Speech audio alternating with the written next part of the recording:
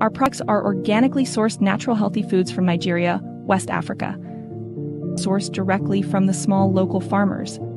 At Naturalike, we believe what you put in your body and on your body can dramatically impact your health and well-being.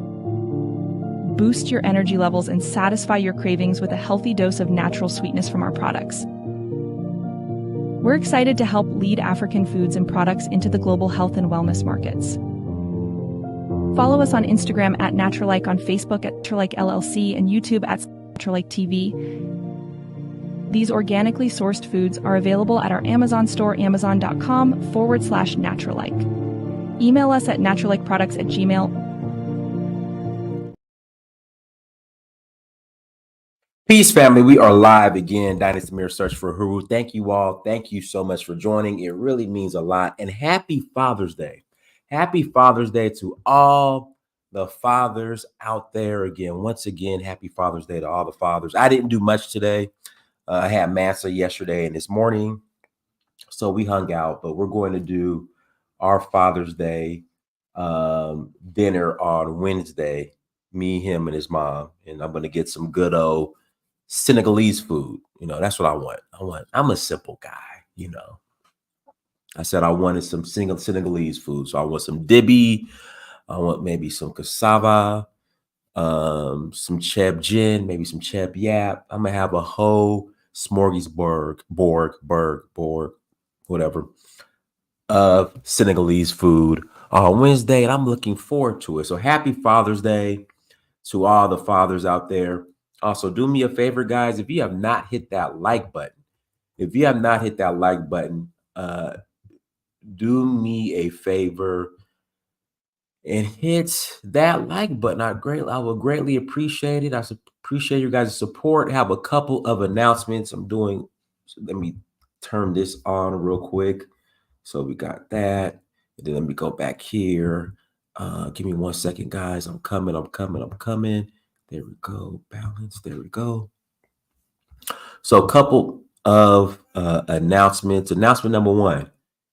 So everyone, if you're watching this, if you joined me in Senegal, thank you so much. It really meant a lot. Again, I appreciate your support.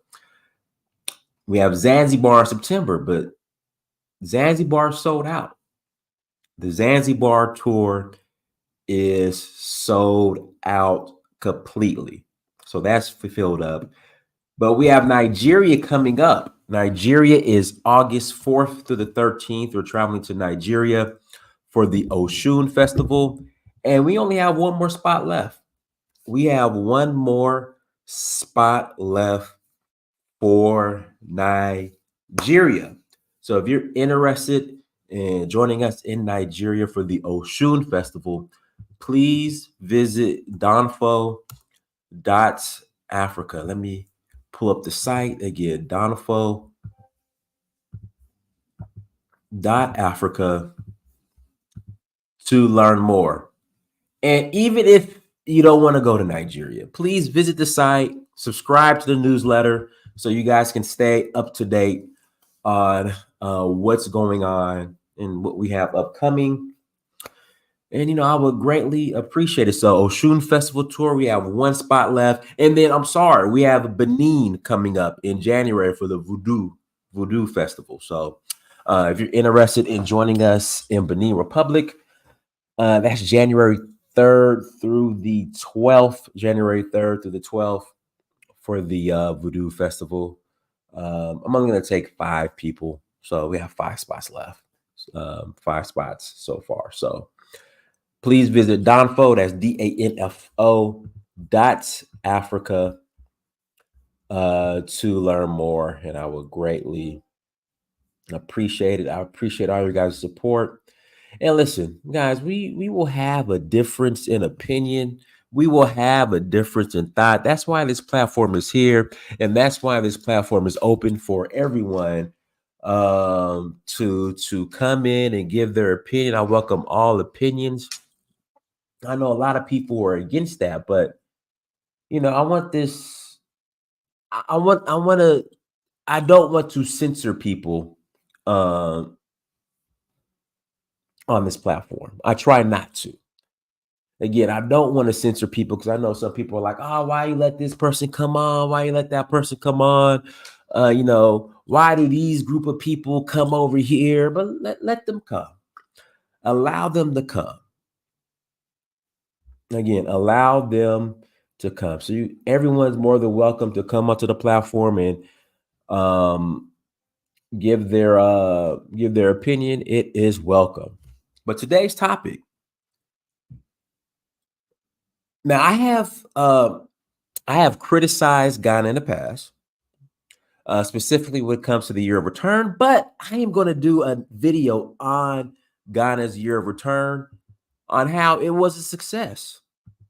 Again, I am going to do a video on Ghana's year of return, speaking on how it was a success. And the reason why it was a success, I don't care how people feel. Oh, I feel like Ghana was just using us to get the diaspora dollars and it was a money grab or whatnot. I would rather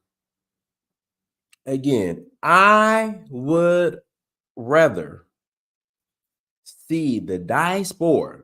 I would rather see Black Americans spending their money in Ghana,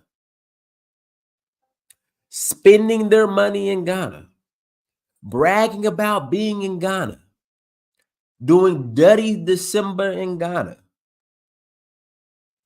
at the nightclubs, hey, the slave dungeons. I would rather see them there than in Paris, France. I would rather see them there than in Tulum, Mexico.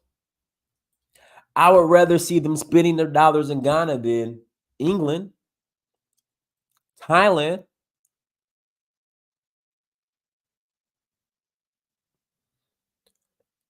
So I'm not mad. And that's going to be a separate video. But today, and I'll put the link in the chat room. You guys can call in around 20 minutes.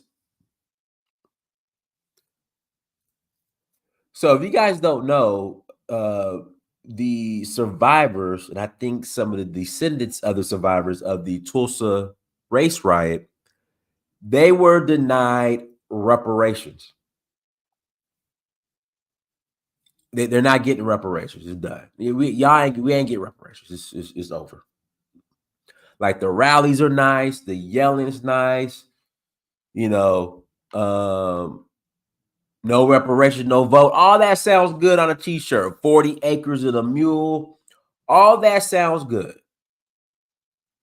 But what you got was Sleepy Joe Biden gave you guys was a federal holiday. Be happy.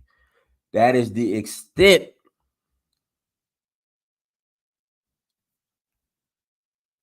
That is the extent of the that's it. You got a holiday. You got a holiday. It's not happening. I want to remain positive. I would love to get reparations. I would love for them to cut the check and all that, and all those slogans look good on a t-shirt. Look great on a t-shirt.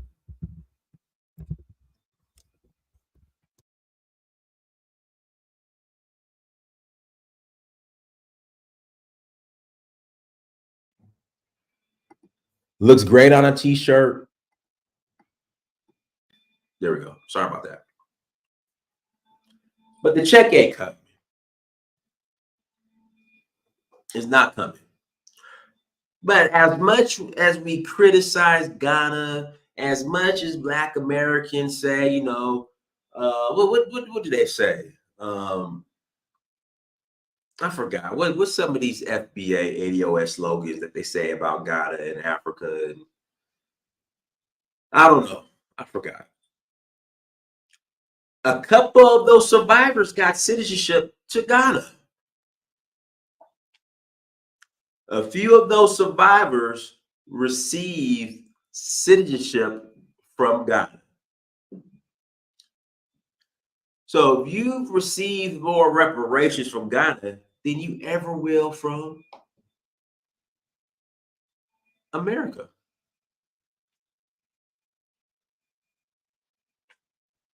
Again, you've received more reparations from Ghana than you ever will from America.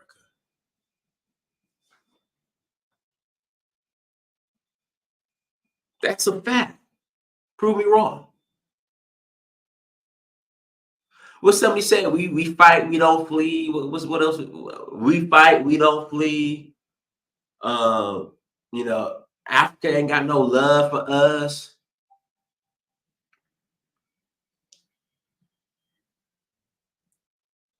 What else would they say? But the fact is, you've gotten more reparations from Ghana than you ever will from America. Let me pull up the video. Hold on, let's see here. Of a few of the survivors from the Tulsa race rioting, right, getting citizenship, and then you got Stevie Wonder. Stevie Wonder just got a passport from Ghana.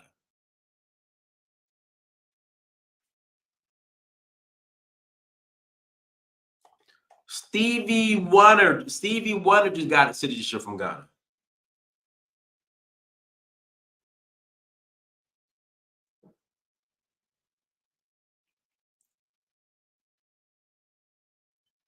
Let me I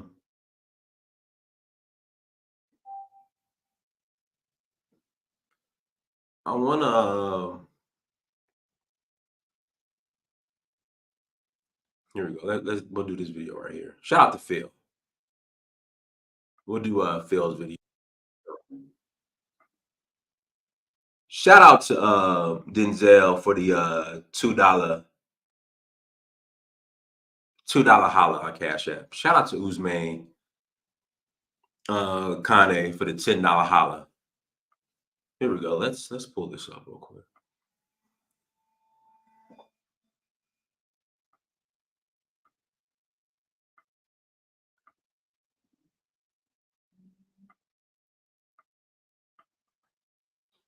Really have to understand is that you put your plug in on the master, you hit a button, and two survivors of the 1921 massacre of Black people in the city of Tulsa have been granted Ghanaian citizenship. Viola Fletcher and her brother, Van Ellis, are two of the three living survivors. The citizenship ceremony was held in Ghana's embassy in the US, and they were given a royal name as well. We talked about the Tulsa massacre survivors when they went to Ghana to visit for the very first time.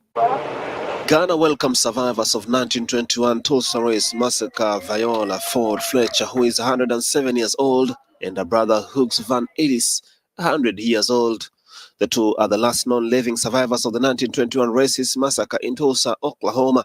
This is the first time they stepped on African soil for a tour in Ghana. The visit is part of a homecoming campaign organized by social media platform Our Black Truth. Now it feels like it's a full circle moment because they have been given Ghanaian citizenship and now they are Ghanaian as well as American. And they also met with the president of Ghana, Nana Akufo-Addo. They went through hell. They lost everything. They lost their family members. They were the only survivors. And now the fact that they're being celebrated and given.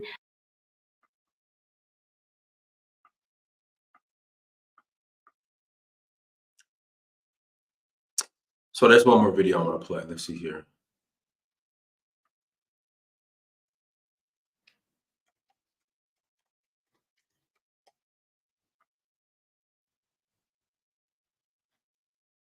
Here we go.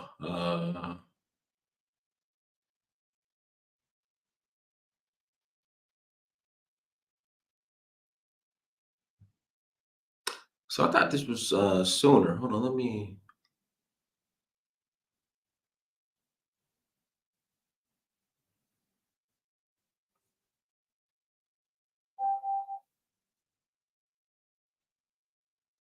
Here we go. Here we go. Here we go.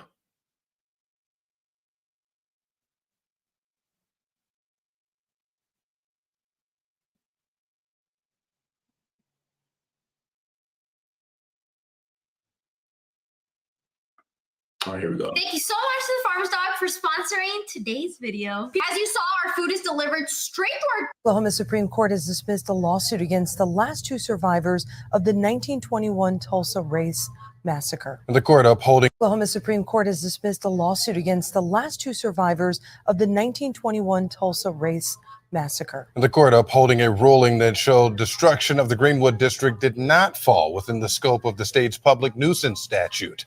The city says in a statement it respects the court's decision, adding the city continues to work with residents and provide resources to support the communities.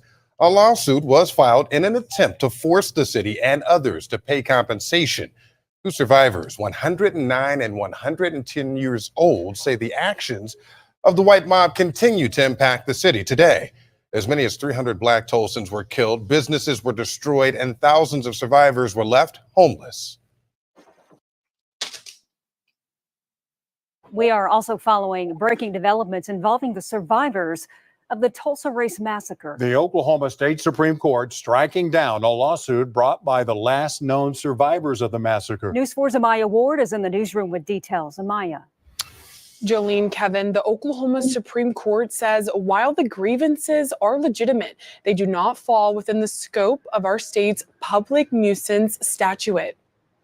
You have the perpetrators of the massacre who has escaped any liability for 103 years. The state Supreme Court rejects a lawsuit seeking reparations. Wednesday's decision upholds a lower court's ruling to dismiss the case. The ruling comes more than 100 years after a white mob destroyed the once thriving Black community in Tulsa. Up to 300 people were killed, countless others left homeless. The two remaining survivors filed the lawsuit. They were young children at the time of the attack. Now, one is 109, the other 110 years old. In the ruling, the court said the grievances, although legitimate, did not fall within the scope of Oklahoma's public nuisance law. What matters is that the public nuisance, the property is still blighted. The city of Tulsa sent News 4 a statement reacting to the ruling, saying it, quote, respects the court's decision and affirms the significance of the work the city continues to do in North Tulsa and Greenwood communities. You can read their full statement at kfor.com. Live in the newsroom, Amaya Ward, Oklahoma's News 4. If you Yeah, so once again, Ghana has done more for reparations, has given more reparations to Black Americans than America. That's a fact. Prove me wrong. Links in the chat room. If you want to call in after the conversation, again, please click on that link and add to the conversation. Again, if you want to call in and add to the conversation, please click on that link and you can call in and add to the conversation. One more time, we only have one spot left for Nigeria. Zanzibar is completely sold out. Senegal was sold out. And now we have one spot left for the tour to Nigeria, August 4th to the 13th, for the Oshun Festival. Again, we have one spot left. So if you're interested in joining, please visit donfo.africa. Again, please visit donfo.africa. Link is at the bottom of the screen on the map. Can they take it to the Supreme Court? They probably could. They probably could. Well, let me stop. I'm not a lawyer. If there's a lawyer in the house, in the chat room, call in, because I don't understand the public nuisance law and how that works and how that is applied to shout out to Sky. Yo, what's going on, bro? Okay, all right. Yeah, so I wouldn't know how that would work. All right, Sky, mute yourself. Can you hear me? Loud and clear. Okay, what's up, Dynast, man? Every now and then I call in. Good to hear from you. I'm always keeping up with your Facebook page, or man. Also, anytime you go live on YouTube, so it's good to hear from you. Hey, I appreciate you supporting me, man. I really do. Thank you. Appreciate you, brother. I just graduated from law school. I know you usually have. Yeah, man. I know you usually have. What's his name? Abube on here. Yeah. I gotta get Abube on here. Yeah. It'd be cool to have a conversation with him. But yeah, man, your topic, dealing with Ghana giving more reparations to African Americans than America have. I mean, it's just a fact. I think a lot of times African Americans, we got this kind of fiction in our minds that Africans don't like us or something. That Africans, I think a lot of times that fiction stems from the fact that now this isn't across the board, but a lot of the Africans who are afforded the opportunity to come to America are Uncle Toms. They have the same kind of. See, I disagree with that. I disagree with that notion that the Africans who come over here are Uncle Toms. I disagree. There might be a few, but Russia said the majority. I disagree. Well, you know what? I agree, Dynasty. You know what? You're right. I'm probably wrong now. Well, let me say this. Yeah, I completely disagree. I'm gonna say that most of the African Americans that come in contact with the Africans, at least in my community, they come into contact with the Africans like in the gas stations, like they own the gas stations and stuff around here, right? Go ahead. I'm sorry. Well, the Africans that own the gas stations in my community, what I've noticed is that most of the people in my community who come into contact with them have a bad experience with them. They feel like that those Africans feel like they better than them and yada yada yada, right? So you would have a worse experience with the Indian or the Korean in your own community than these Africans. It's just I honestly believe that, and I was having a conversation with somebody on this yesterday. I just think there's just this in many of Black Americans. There's just this already. I don't like foreign Blacks, so they. If I feel slighted by them any type of way, that's my reason to justify not liking all Africans or foreign Blacks. I just feel like that's how they feel. Yeah, I agree, man. And like you said, I might have generalized a little too much. Certainly, like not all Africans got that kind of Uncle Tom vibe. You know what I mean? And sometimes it's just African Americans kind of feeling entitled. And just not really understanding the situation to the fullest extent, because most of the people who I know who feel that way, I mean, they're just not informed. They still think.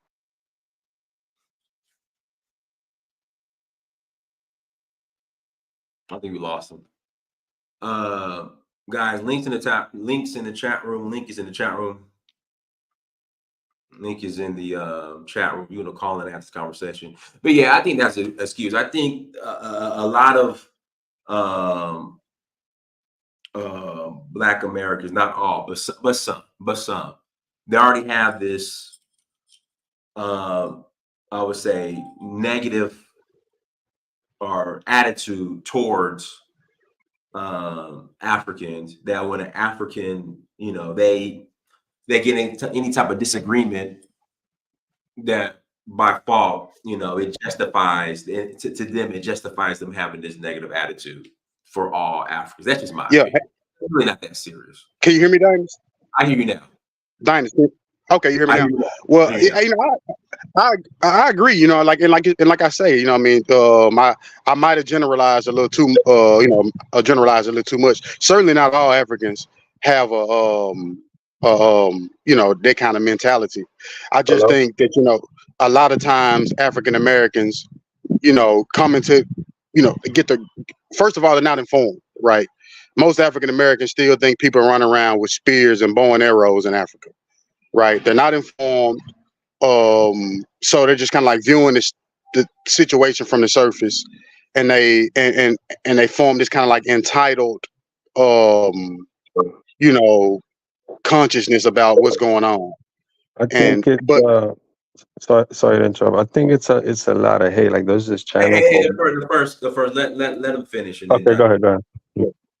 Yeah, and I think but I think that's what it is, But I think the topic is just a fact, Ghana, not just Ghana, right? Ghana's provided reparations, and then I think I seen Benin was trying to do something, and then I think a lot of times we also forget about Liberia. I think Liberia is a place where African Americans. I mean, I don't know if Liberia owed African Americans any kind of reparation or nothing like that.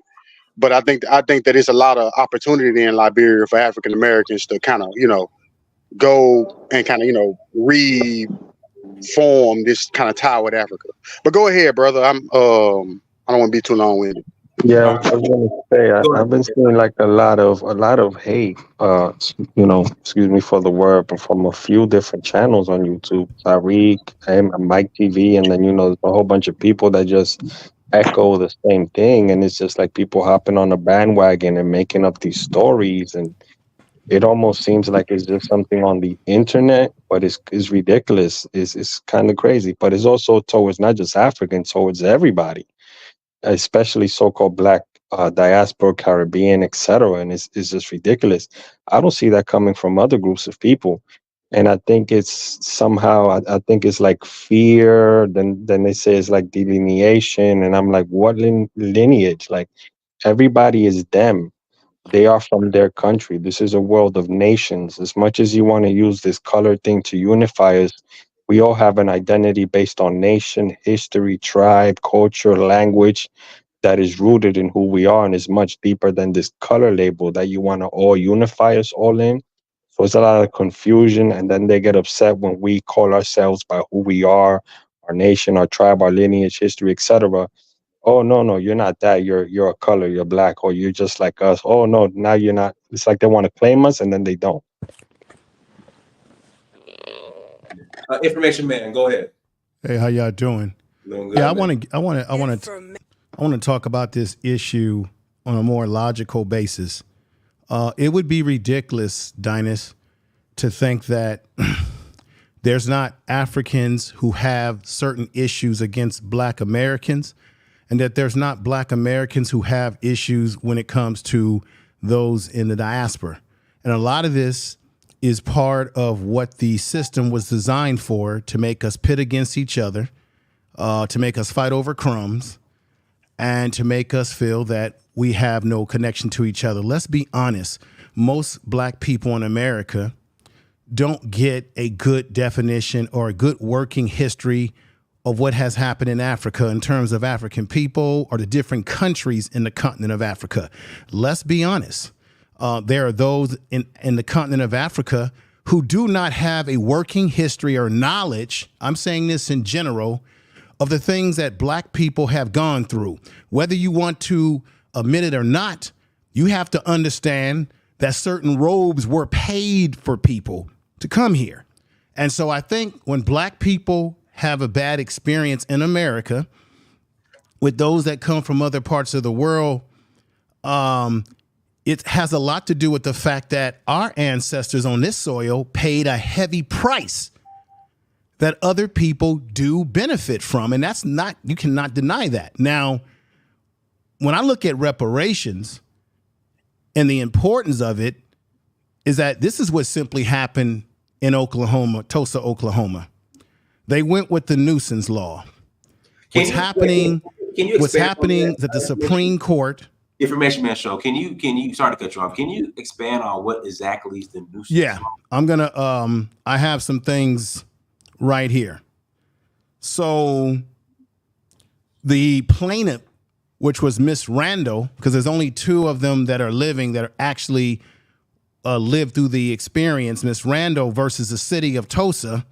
There were three plaintiffs sued that sued the city of Tulsa and other defendants based on a claim on Oklahoma's public nuisance statute adjusting to enrichment. Okay, the public nuisance law says a nuisance exists when the offending party unlawfully does an act to perform the duty which act of omission either first annoys injuries, endangering the comfort and health and safety of others, second offended. So this is the law. Okay, now Oklahoma statute, Title 74, State Government, Chapter 838, The documentation assembled by the 1921 Tulsa Race Riot Commission provided strong evidence that some local municipalities and county officers failed to take action to claim or contain the situation once violence erupted. Some cases became participants in the sequence violence, which took place on May 31st, on June 1st, 1921, and even armed many whites who were part of the mob that killed and looted and burned down Greenwood area in Tulsa, Oklahoma. So what they're trying to do under this, now I don't know if the nuisance law was the proper way for them to go, but this is what the situation is, Dynast. I'm gonna break it down to you right here because I did some research on this. The Supreme Court in Oklahoma is basically saying that they don't want to create law, that they've got to go back to the legislation. They don't want to create a presidency in which if they were able to reward them based on reparations and what happened to them, that it would be a floodgate that would open up for other people to now say, hey, we were wrong too, right? But it's really bullshit. They don't want to give black people what they deserve. So they're basically telling them to go back to the courts and go to the executive branch, meaning you got to go to the executive branch in the state of Oklahoma to get those representatives to change, to create laws to make it possible for them to get what is due them. They also, another thing that we need to do, or they need to do, is that they also need to seek international courts as well to get involved in this. Because the public nuisance law, I don't think personally that it was a strong enough argument. I think it is an argument. It's just that the Supreme Court in Oklahoma just did not want to create this precedence. They could have done it if they wanted to, Dynast, but they just did not want, we can call it racism, white supremacy, whatever we want, but they denied them. And I'm thinking that they want to see these people, Viola Fletcher, Miss Randall, her brother, Viola Fletcher's brother passed away, so there's only two left. I think they want to see them pass away so that once they pass away, now you can't say, they always tell us, well, if you had someone that was alive that lived through that time, present them to us. Well, they have presented them to the courts. So the problem is the executive branch has got to do something. The legislation of Oklahoma, they have to keep pressing on this because this court is saying that we don't want to make the law. You're going to have to make your lawmakers change some things in the law. So this is basically a runaround that's happening. It's an unfortunate situation here, no doubt. Let me read this and then I'll close the mic. The third unlawful information, Minister, real quick. After you read that, if you give us an update, what's going on with reparations in California? Okay, I will do so. The third unlawful interference with obstruction or trends to obstruction or remedies danger for passages in any navigable river streams. This is all legal jargon. Any public park, square, street, or highway, or fourth, in any way remedies other persons insecure in life on the use of property, provided this section shall not apply to agriculture activity. So basically, in a nutshell, this is what people don't realize, Dynast. I don't know if you realize this as well. Do you know back when this whole thing took place, that black people in Tulsa, Oklahoma actually hired lawyers, the black lawyers who came out, and while the homes were still burning down, everything that was happening, they were already making a tally they were already trying to sue back in those days to get black folks in that community what was due them. What happened is that the Ku Klux Klan judges and all those that were involved in their law enforcement and law system there, they changed the laws very quickly so that they could not recoup losses to their property.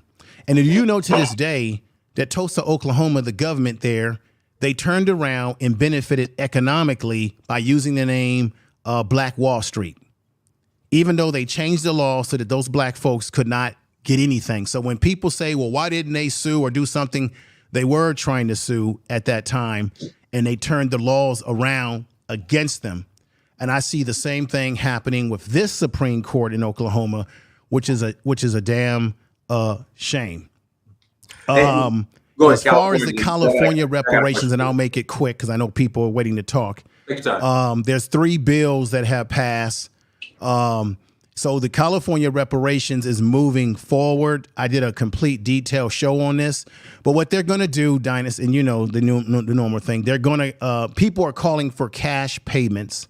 But what they want to do is they want to add programs such as the housing. They're also talking about giving people money, people who can identify lost property that they owned, that they do want to give people some money to remedy that situation in terms of people that have lost property, land, and what have you. So they want to create a comprehensive program to give you based on what you were impacted by. But you have to prove that you have lineage to the country, and particularly to California, in terms of what happened to your ancestors that were once here. Another thing, Dynas, that people will say, well, California was never a slave state. That's a damn lie. I did deep research on that. Do you know that if you escaped from the South or left the South to come to California, which was a territory, that once it changed from a territory to a state and became a part of the Union, I believe in 1850, something like that, that they were actually involved in enslaving black people by letting their slave hunters capture them and bring them back. They could also go up to you and say, hey, we're gonna rent you, we're gonna make you work for us. So they did all sort of weird things that were slave tactics in California. And not only mention the fact that a lot of black folks lost land and various things of that nature. So that's what's going on. They've already passed all the laws in California to make it possible to start rolling out a program at some point in time on the recommendations of the task force. And it's going to be a variety of different things. The housing programs, access to health care, and then you have to prove that you actually did lose some sort of property in your family. So it's a variety of different things. And I know a lot of people, they want the cash payments and what have you, and some people are not happy about whether they're going to get it or not. So that's what's going on with that. And in California, the only way that you can get reparations or get some agreement, you have to identify with a particular group, and it has to be based on some wrong that was due to you. Technically, Dynas, you really can't get reparations based on race per se. It has to be on a wrong that was done to you, wrong. So you have to be able to prove that, hey, I'm a part of this group. You can't just say, hey, we're black people, and you know there was slavery. You got to be able to say, we're a part of this group here, and we are the group of people who got wronged in this way. I'll give you this one. The Japanese, I found out something new. A lot of people think that the Japanese in California in particular, when Reagan was the governor, that they just got the reparations package for them like boom. No, they were going through the same process as black folks, where they had to go to the legislation, they had to talk to politicians, they had to fight for it until they finally got something. And what they got was just $20,000, which is nothing by today's standards, but was a lot of money then. So they had to go through a lot to get it. A lot of times we don't know the story behind that, but they did. And so one of the things that I noticed that was different with them is that you didn't have Japanese people running around saying, hey, we don't need this. But you sure got black folks here in America that would tell you what we don't need. And I have a problem with that fundamentally.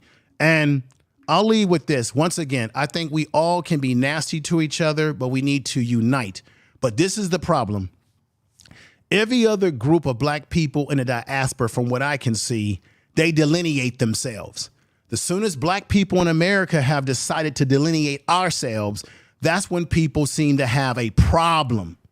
But everybody else who comes here, whether you're Jamaican American or you come from Jamaica, the Caribbean, they will let you know very right away. I've experienced this.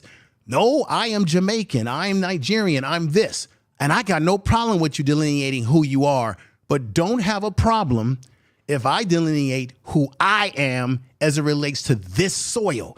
And don't come over here telling me what I should be doing in America When my ancestors laid forth a pattern and made these goddamn streets safe and created these laws that my ancestors got their asses kicked over their codes for, created laws that made it possible, because those of you who come over here to go to school, your ass wouldn't be able to come over here to go to school, because at one point in time, they didn't let black people go to any of these universities, which is why you had HBCUs in the first place.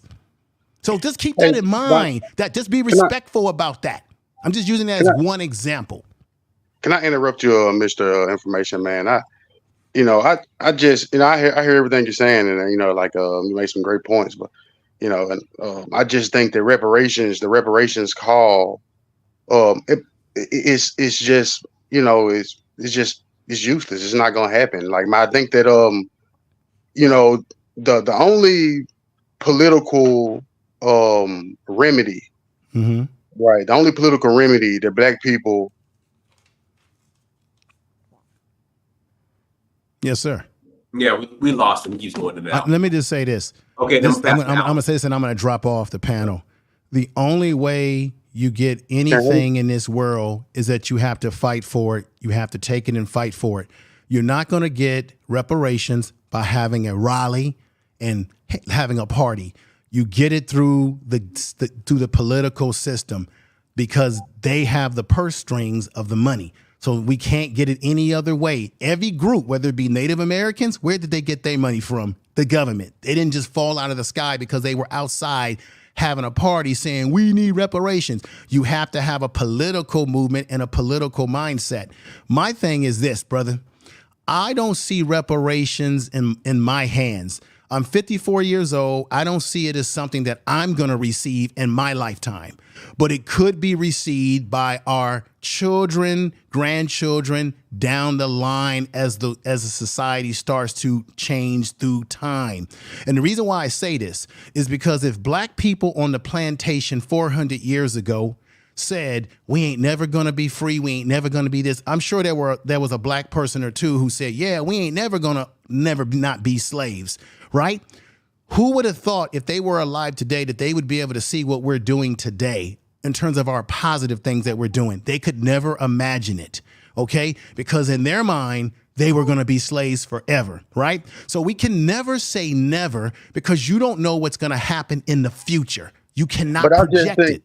I just think that reparations, I just think that reparations, especially in the form of monetary, remedies, is circular, in my opinion, right? Because the same people who's affording you reparations in the form of monetary remedies are the people who produce and make that money and print that money. And so and eventually what they end up happening is that the very money that they gave you is going to be right back in their hands. I think that reparations should be viewed from I think a more practical point of view rather than a. Well, let me just say this to you, good brother.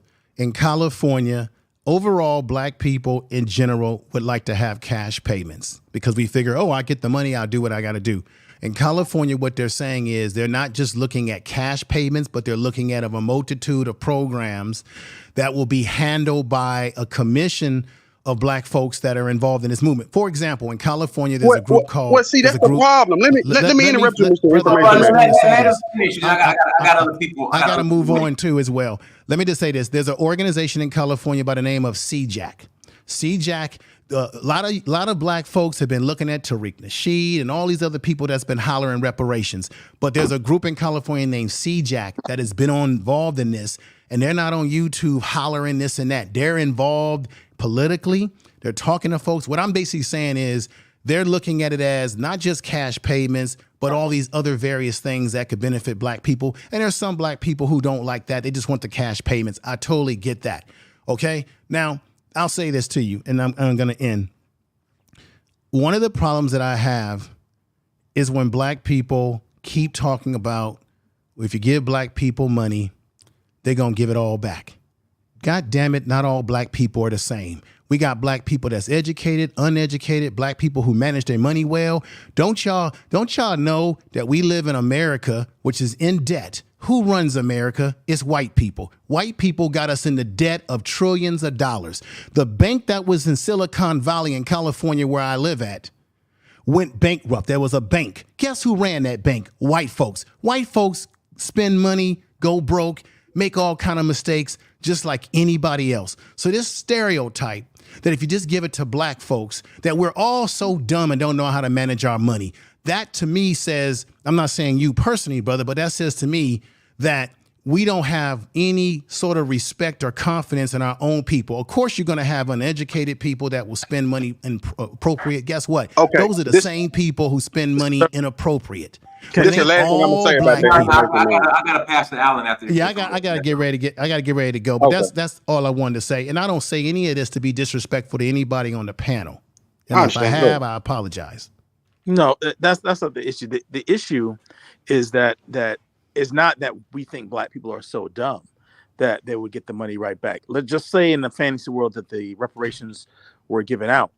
The issue is that there's a system in place in which that money will be siphoned back out of the community because we don't have the infrastructure in order to maintain and keep the money circulating within our community anyway. So it's going to go right back to them. Look at what happened with Bruce's Beach. Those people were given a deal, which was a low ball deal, right? And they could rent the place off to the city. And because you have a whole bunch of people who need money, and they know that a whole bunch of our people are desperate and need money, they end up having to settle for pennies on a dollar on Bruce's Beach, and it went right back to the people in Los Angeles. So it's those are the type of things we're talking about. You can't just say reparations and pay people out and not have a plan in which to keep that money circulating and a economic base provided. And in the history of America, has there ever been a situation in which white people have cared enough about black people to create the economic base necessary to keep the money going in there? You saw what happened in the Tulsa riot in the first place. They had a system and infrastructure in which to circulate money and were wealthy and were wealthier than the white people around them, and it was destroyed. That is the history of America. It's not just the history of America. That I could tell you the stories about the same thing happening in Barbados. I could tell you the same thing happening in with Haiti. I could tell you the same thing happening in Zimbabwe, all across the diaspora. The only people who receive reparations are white people. Right. Let me just say this to you. I get what you're saying. That's why you had slavery votes in this country, throughout this country. We know that they have destroyed our communities. It still doesn't mean, and I'm not saying you're saying this, that we still should not build community, because if you have that mindset that, well, whatever we build, they're going to destroy, then we can't get on YouTube and talk about what black people should do, how we should bring our money together and do A, B, and C. We know that what they've done to us, not only in America, but globally, it's a global system. Right. But what I would say is that I still feel that,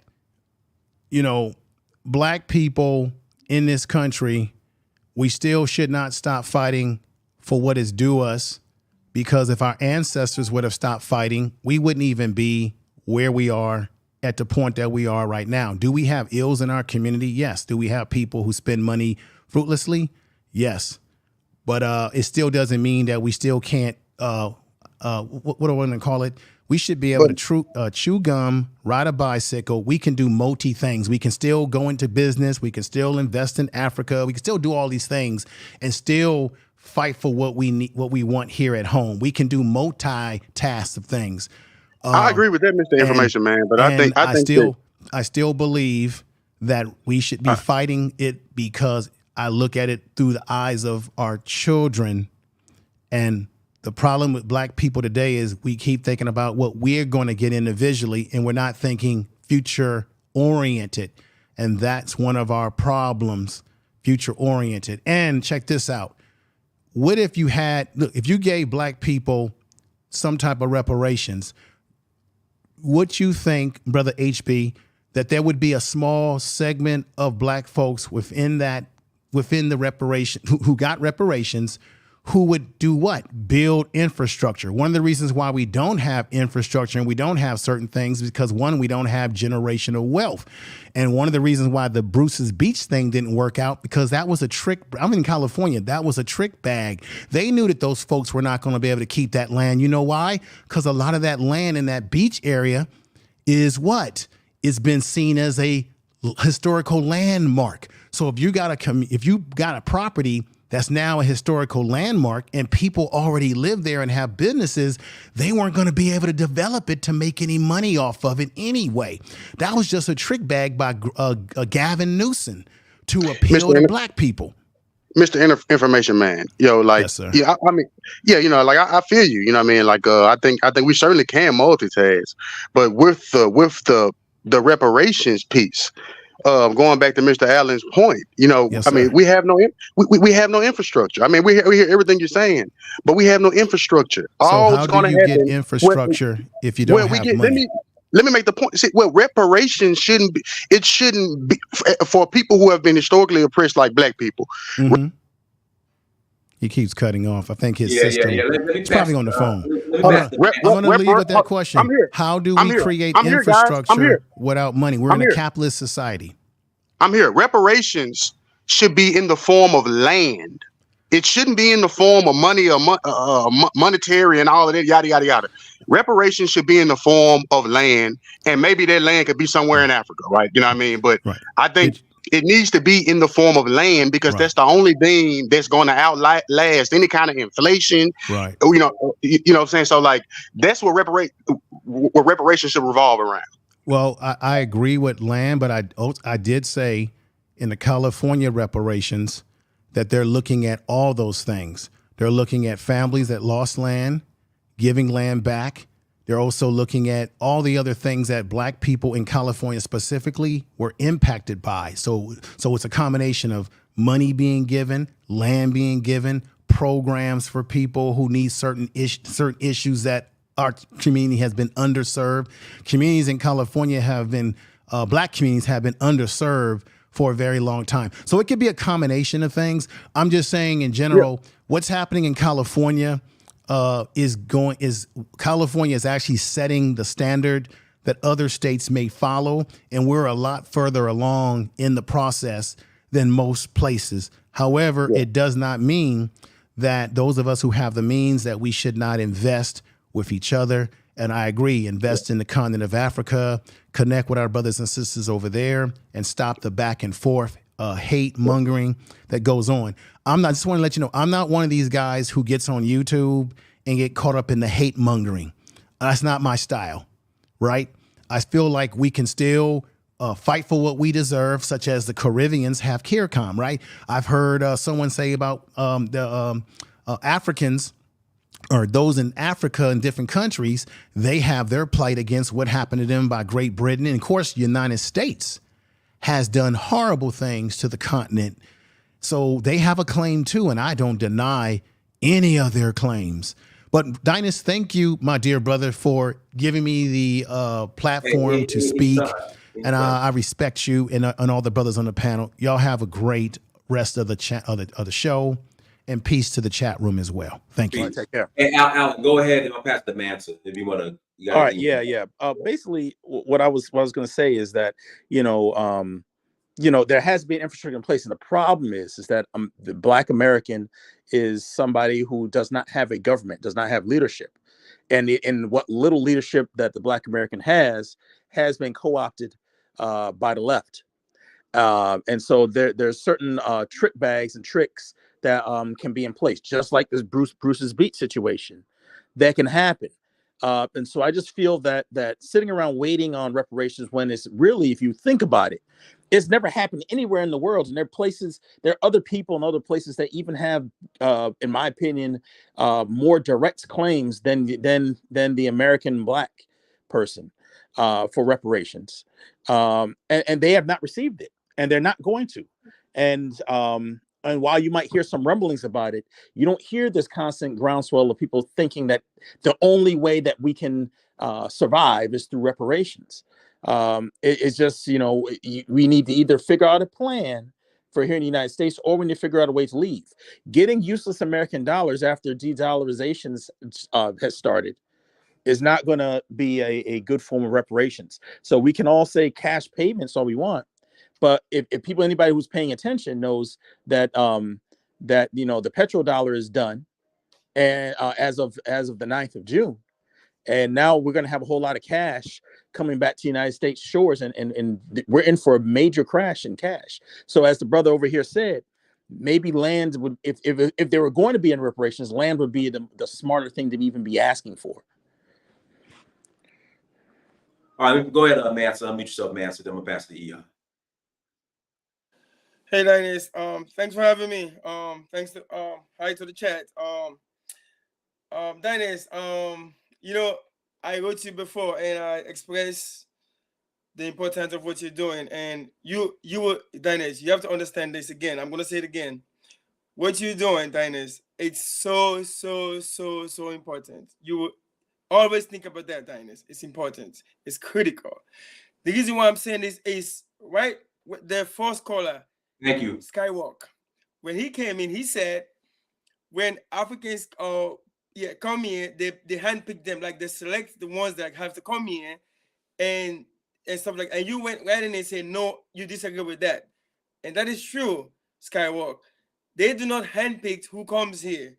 The embassy has a way of doing it. I used to work not at the immigration department, but when I was there working with some NGOs, I used to work with the embassy as well. And I see sometimes when people go there how they work things out, but they don't randomly select people or say, you know what, Manza, you're gonna come here because I want you, when you come here, make sure you stay away from African Americans. Make sure you do that.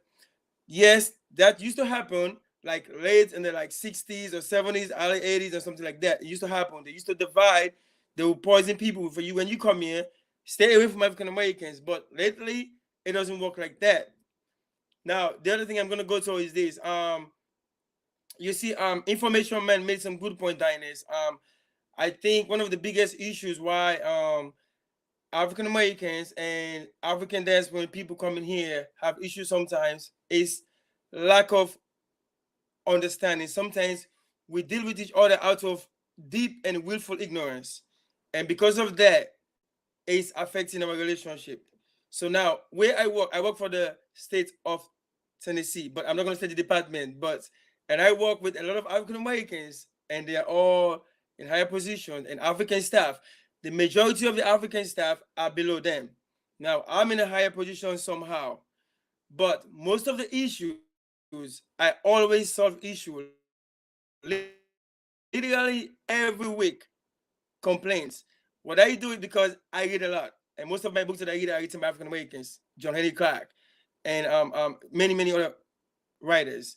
But you can tell most of the times it's just out of there's no respect for the African staff. The way they are spoken to, they are undermined, they are put down, they are talked less upon. Most of the time, if I get involved, the issue will get solved. Now, when the issue doesn't get solved, I'll say, okay, you know what? I'm trying to help you guys. I'm trying to make sure we all work together as a team. The white men do not have to come in between us to solve issues before we can work together.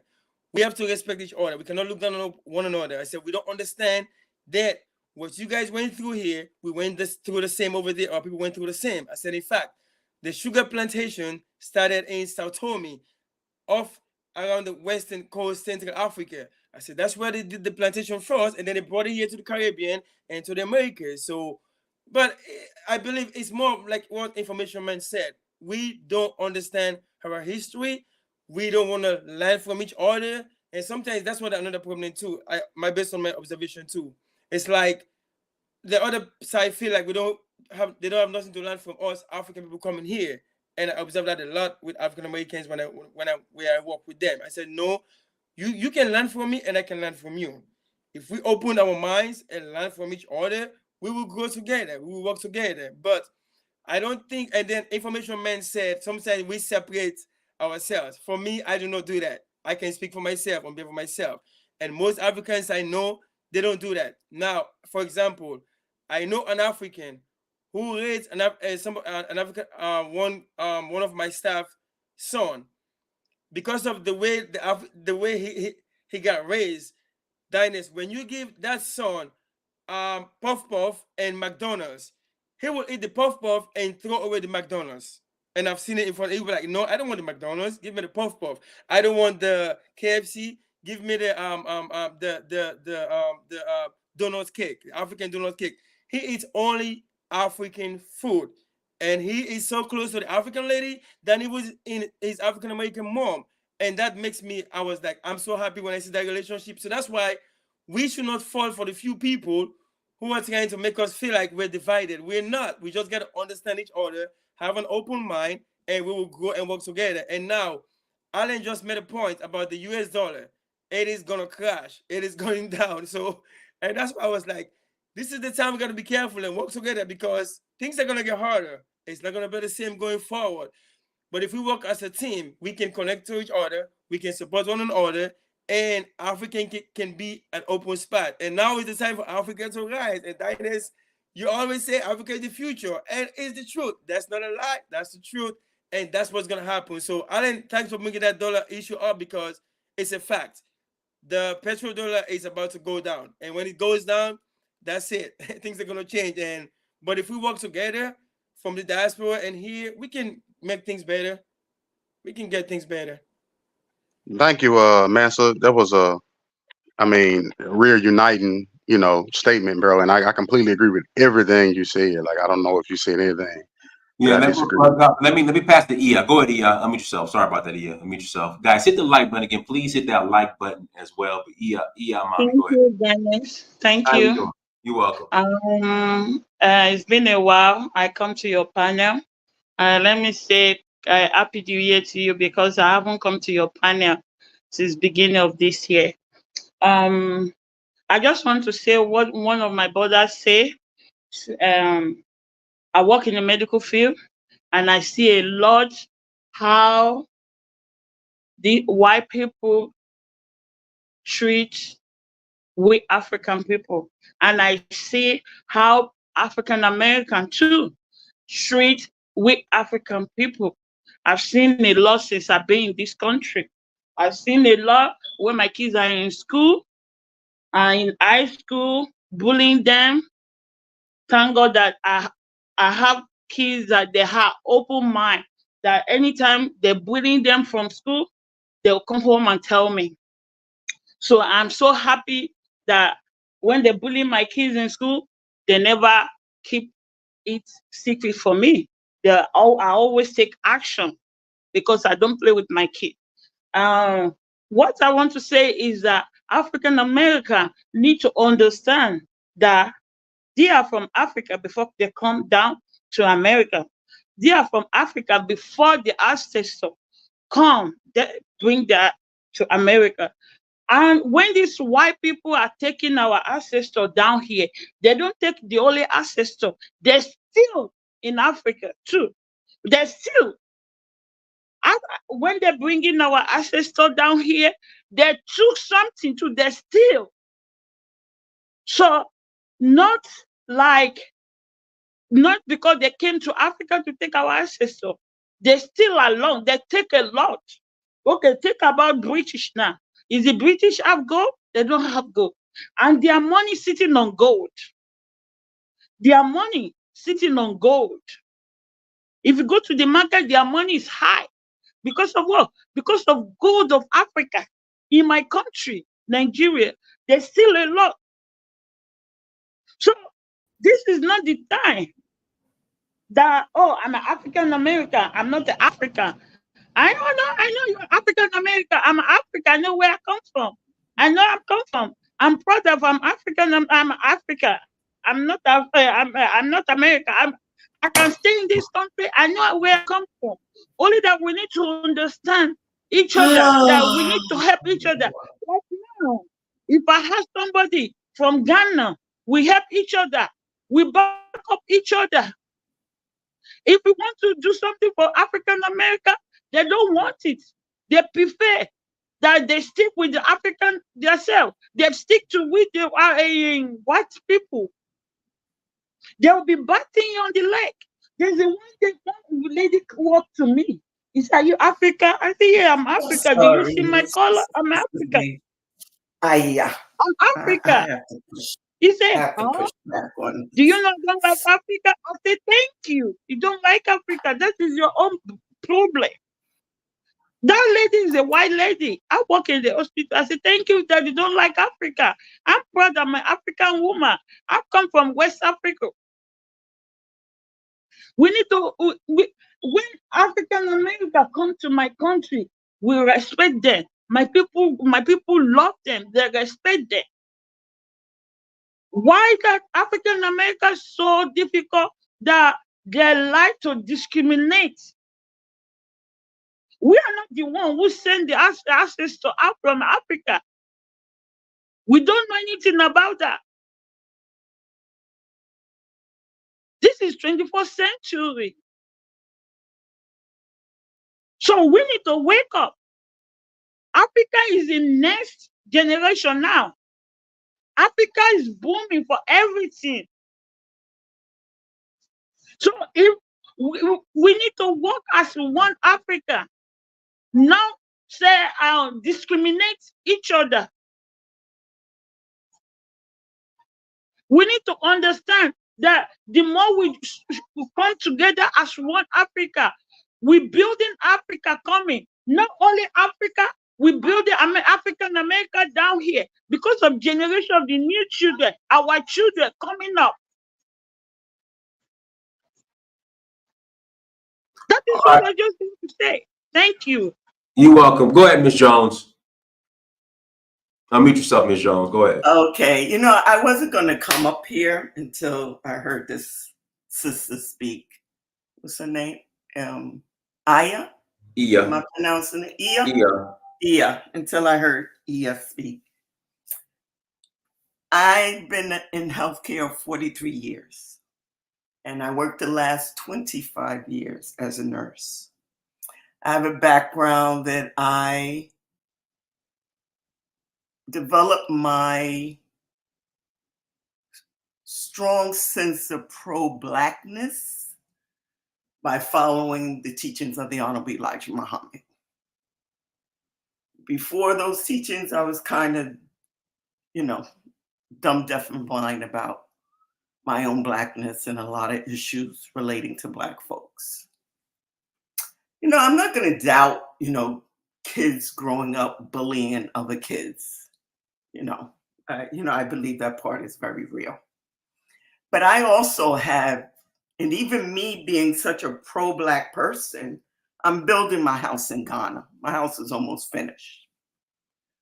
I live in New York City. So I live in a city that's allegedly this global melting pot where you see, you work with, you go to school with people from all over the world.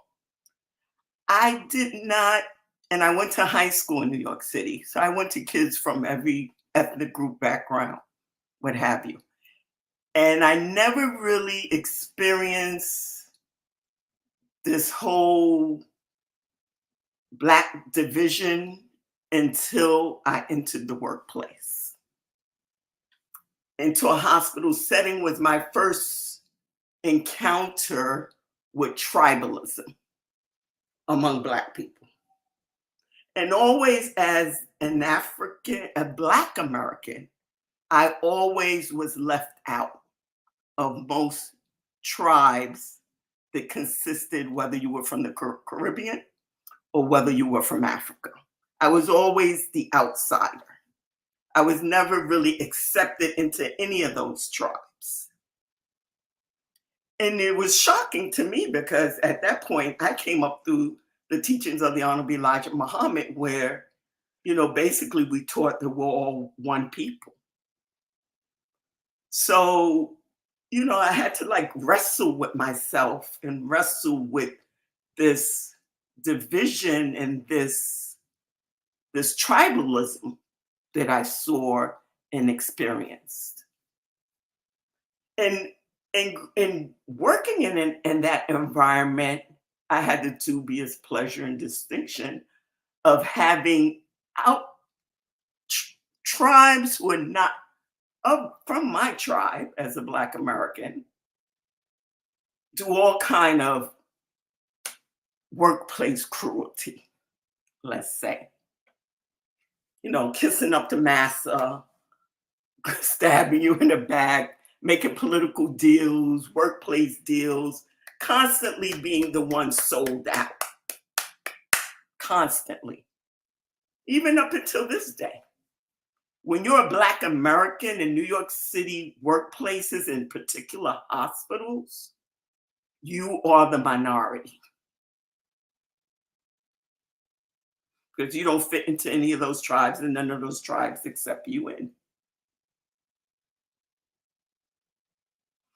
And it's been very difficult for me to reconcile that and still with my pro-Blackness. So a lot of times I had to take the approach like Jesus, forgive them, Father, for they know not what they do. So I say all that to say from my personal experience, what she described is a two-way street. It's not a one-sided story. Just recently, my one gig that I work up in Harlem, totally Black hospital, right? I experienced a whole I'm going to be nice. I experienced quite a number of nurses from one particular tribe in West Africa. All came at me. And I fended them off one by one, to the point that I'm still the only person there. They're all gone now. So this is the type of bullying that I experience because I'm not of certain tribes. And here I am. I think Dynas, for the little time you know me, you know I could probably be one of the strongest pro-Black people that you know, or that you see in the chat box.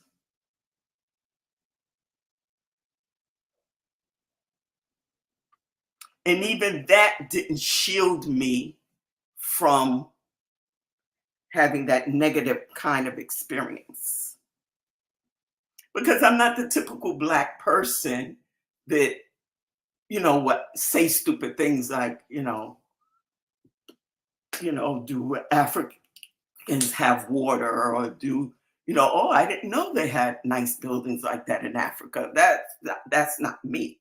I didn't grow up that way because I grew up during that time where you seen Black people wearing dashikis in Harlem and, were very pro-Black, very pro-conscious, talked very positively about Black people, about Africans. I didn't have that experience that, the only thing I knew were the commercials, the Feed the Children commercials, and that painted my vision that all of Africa was like that. I didn't have that experience because I had pro-Black brothers and sisters telling me something different.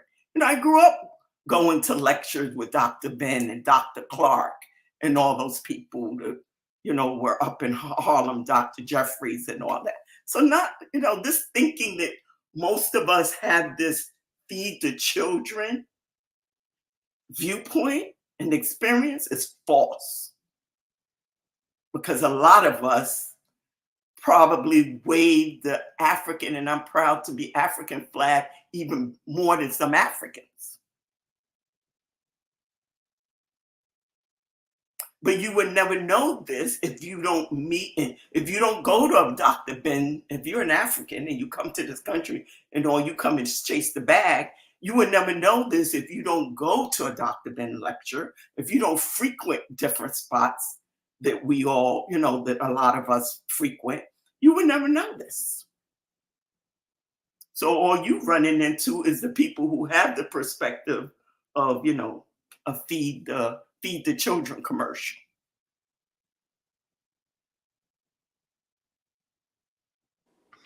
Okay. Yes, ma'am. Dennis, can I say something real quick? Go ahead. So I had to push back off of that, what she described and what she put out there. Because it's a two-way street here. Yeah. So from Dennis, from my experience as a Black American nurse in healthcare with 43 years of experience, And that's what I see. And you have a lot of Black patients, Black American patients, that feel, and I've experienced and seen this too, that they're mistreated by our brothers and sisters, live in Africa, that they're mistreated by those healthcare workers. And I've seen a lot of cases where they are. I'm not gonna lie. I've seen it. Myself, I've seen it. So we all need to tighten up ourselves. We all need to get it together. Correct. That's my point. I just want to hit, because then as you see where the sister is ending up now, before she ended up just now, before she said we got to tighten up ourselves, she was saying, you may not notice if you don't go to this lecture, to John Henry Clark's lecture, to this and that and that and that and that. So, like I said, everything that I'm saying is more about knowing one another really well. And one of the most important things is for us to know that we all went through pretty much the same thing. Colonization was brutal in Africa. Enslavement in America for people was brutal too. But Dennis, most people don't know that. Most African Americans don't know that. Most Africans don't know that either. So what the sister is saying, it makes sense, and it's so sad. And for me, out of my personal experience, since I've been in this country, most of my side experience have been in the Black African American women.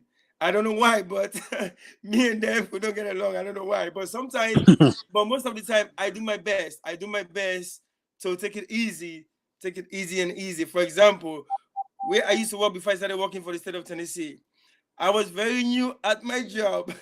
This lady, African American lady, she was my boss, Diners. The white lady who is the boss for all of us, has been sitting up there, and she said she has been observing, like, I'm being punished. I said, how do you know that? She said, she's giving you too much work, and you're not even a month, and she's giving you all this work. She said, that's not fair, but I have addressed the issue. I said, hey, really? I didn't know that. I said, well, I was just busy doing my work. She's my boss. I got to obey. I got to follow what she gave me instruction. She said, yes. And then something happens for me to know that. I never knew that. And then she apologized to the white lady saying, yes, I know, I just don't. I said, well, that's fine. It's not a big deal to me. I'm just doing my work anyway. So, but I never knew that she was punishing me because she didn't like me. I said, I don't know what I did to her. I don't know her one day. She don't know me one day. We're just here. We look the same phenotypically, but we didn't grow up in the same place. I said, so that's fine. It's not a big deal to me. But like I said again, the other sister said something that happens to her and her son, and this other sister, as a nurse, experienced the same thing. We do not understand one another, and until we understand each other more, that's when things are going to get better, likely so. So another example I'm going to give, this is the last one, Diners. When I was in New Jersey, one time I went to Sam's Club. I went to the electronic department. When I went there, at the back, there was an African American guy who was the manager of that department, the electronic section. So when I went there, I was looking for something, and I got what I needed. And then he said, bro, he said, hold on. I said, what's up? He said, I have a question for you. I said, go ahead. I said, I can't wait to hear your question. He said, can you tell me, or can you give me your opinion about African people coming here and our relationship with them? I said, wow. I said, damn. I said, bro, listen. I said, first of all, you have done so much, because even for you to ask the question, to me, it's a big deal. It gives me joy because you want to talk with me. We want us to have a conversation about our relationship here and with you guys. I said, it's very important for us to understand each other. I'm not going to say everything we talked about, but we talked over an hour. Then it's me and the guy. He was so excited. I was excited, and we became friends. And I mean, it was just amazing. So like I said, the more we talk, the more we listen, the more we learn from each other, the more things will get better. I think that's what I'm going to say. All right, cool. What we'll do, we'll go ahead and close out. Everyone, thank you so much for joining. Like, share, subscribe. Until next time, family, that is my search for Huru, and happy Father's Day. Peace.